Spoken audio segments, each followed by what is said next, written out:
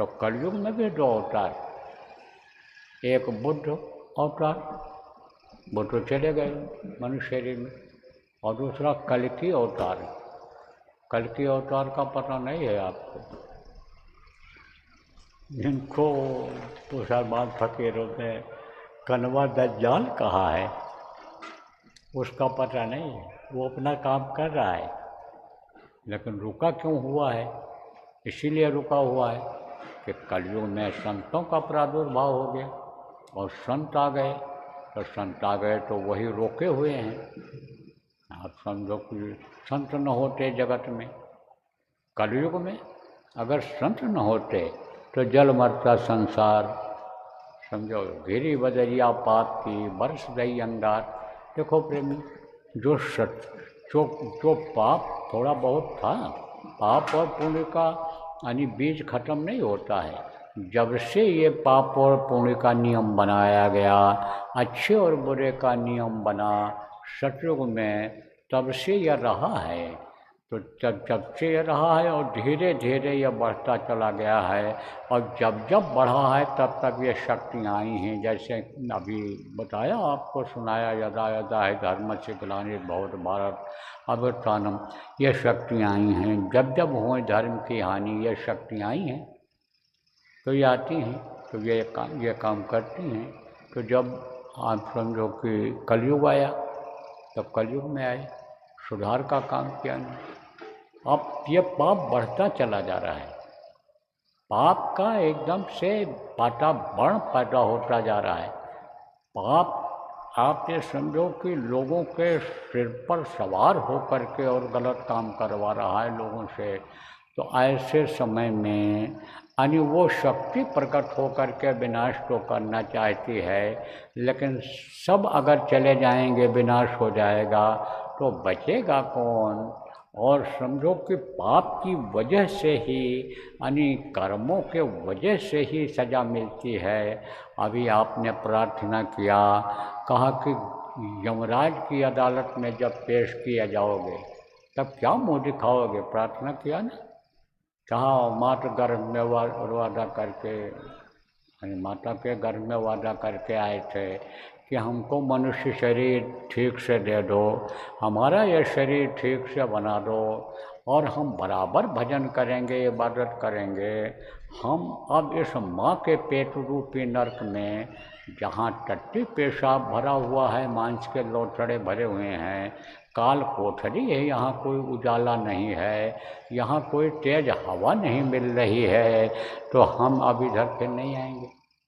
लेकिन यहाँ करके भूल गए और सत्संग मिला नहीं, संतों के पास गए नहीं, गलत लोगों का साथ पड़ गया, उसी में बिगड़ गए, उसी में खान पान खराब हो गया, चरित्र लोगों का गिर गया।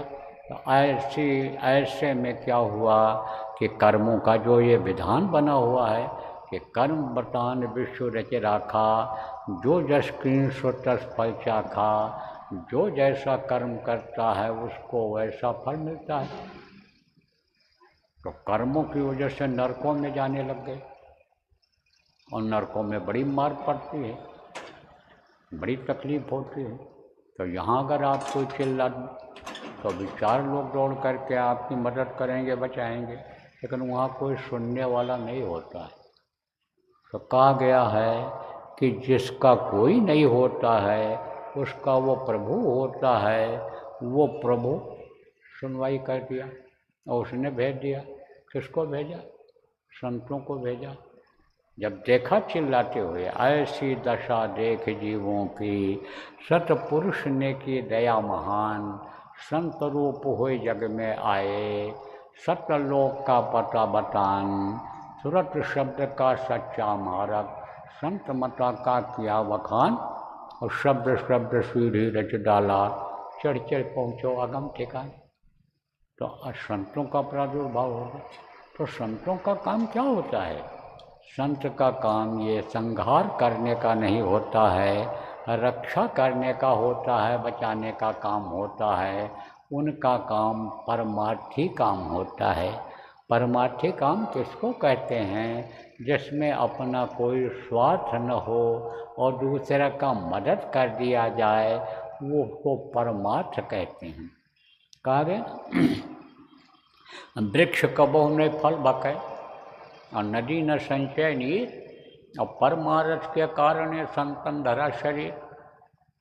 पेड़ अपना फल स्वयं थोड़ा खाता है, दूसरे को खिलाता है। उसका उसमें कोई स्वार्थ नहीं है, फल से उसको कोई खुराक नहीं मिलता। पेड़ को खुराक मिलता भी है तो किससे मिलता है? पत्ती से मिलता है, जड़ से मिलता है, लेकिन जो फल है उससे नहीं मिलता है। तो दूसरों के लिए वो फलता है, बल्कि लोग उसको मार मार करके तोड़ते हैं। बच्चे पत्थर मारते हैं ना, लाठी डंडा से ऐसे बांस से पीट पीट करके हम फल को नीचे गिराते हैं। पत्ती तोड़ दिया, शाखा तोड़ दिया, यह नहीं कि फल ही खाली तोड़ लो। तो तोड़ोगे तो तकलीफ होगी सबको होगी, क्योंकि उसमें भी जीव है। आपको बताया गया है कि मनुष्य अपने कर्म को नहीं समझ पाता, धर्म को नहीं समझ पाता है, गलत रास्ते पर चला जाता है तो उसकी सज़ा मिलती है। इन्हीं योनियों में जन्म लेना पड़ता है। खड़ा कर दिए गए 50 साल के लिए खड़े रहो पेड़ बन कर के, 100 साल के लिए खड़े रहो बनकर, तो यही जीवात्मा उसमें भी है। तो तकलीफ उनको भी होती है। आपको कोई एक थप्पड़ मारे तो तकलीफ होगी, आपकी उंगली कोई काटे तो आपको दर्द होगा। ऐसे जानवरों में भी होते हैं ये जीवात्मा। मुर्गा काटो, बकरा काटो, भैंसा काटो तो सबको दर्द होता है। तो दर्द होता है उनको भी, तो फल को तोड़ लेना चाहिए। फल को, पेड़ को, डाल को, पत्ते को नहीं तोड़ना चाहिए, सब मिला करके। यह बात आप समझो प्रेमियों। तो मैं आपको बता रहा था कि वृक्ष कबहु नहीं फल बकै, वृक्ष अपना फल स्वयं नहीं खाता है। और नदी न संचय नीर, नदी अपना पानी स्वयं नहीं पीती है। नदी न संचय नीर, और परमार्थ के कारण संतन धरा शरीर। परमार्थ के लिए संत आते हैं, तो संत क्या काम करते हैं? रक्षा करते हैं। लेकिन संतों की बातों को जब लोग नहीं मानते हैं, उनके समझाने पर जब लोग नहीं मानते हैं, तब वो क्या करते हैं कि चुप हो जाते हैं। अब जब चुप हो जाते हैं, कुछ नहीं बोलते हैं, तब काल के जो ये जीव कहलाए हैं, संहार करने वाले हैं, कली के अवतार जिनको कहा गया, वो अपना काम शुरू कर देंगे। तो 2 अवतार इधर, तो वो अवतार जो होते हैं वो कौन अवतार कहलाते हैं? जो काम करने के लिए आते हैं, दुष्टों का संहार करने के लिए आते हैं, धर्म की स्थापना करने के लिए आते हैं। वो कौन कहलाते हैं? वो निमित्त अवतार कहलाते हैं। वो समय समय पर आते हैं और अपना काम करके इस दुनिया संसार से मनुष्य शरीर छोड़ करके और अपने अपने स्थान पर, अपने अपने लोक में चले जाते हैं। जैसे राम भगवान आए थे, पहले स्थान से आए थे, जो आपको नामदान दिया गया, बताया गया, व्यापक ब्रह्म निरंजन निर्गुण विगत विनोद सो अज प्रेम भगत बस कौशल्या के गोद। कौशल्या के गोद में वहाँ से आए थे, जन्म दिए थे। ब्रह्म की भी उसमें कुछ उनमें अंश था। कृष्ण भगवान जब आए, 16 कला लेकर के आए। जब अत्याचार, पापाचार, दुराचार ज़्यादा बढ़ा, जब थोड़ा कम था, तो वो 12 कला लेकर के राम आए थे, और ये 16 कला लेकर के आए। तो जब ये आए 16 कला लेकर के, तो ये दूसरे स्थान से आए, ऊपर और ऊपर से आए थे। और फिर जब इनका काम खत्म हो गया तो अपने स्थान पर चले गए। ऐसे संत भी अपने समझो आते हैं, भेजे जाते हैं, और फिर वो उस स्थान पर शरीर छोड़ करके चले जाते हैं। इनका स्थान अलग होता है। तो वो जो होता है, वो जो आते हैं, वो निमित्त अवतार कहलाते हैं कि निमित्त इस काम के लिए आए थे। लेकिन जो संत होते हैं, हमने बताया ना आपको कि धरती पर हमेशा रहते हैं, उनका नित्य अवतार होता है।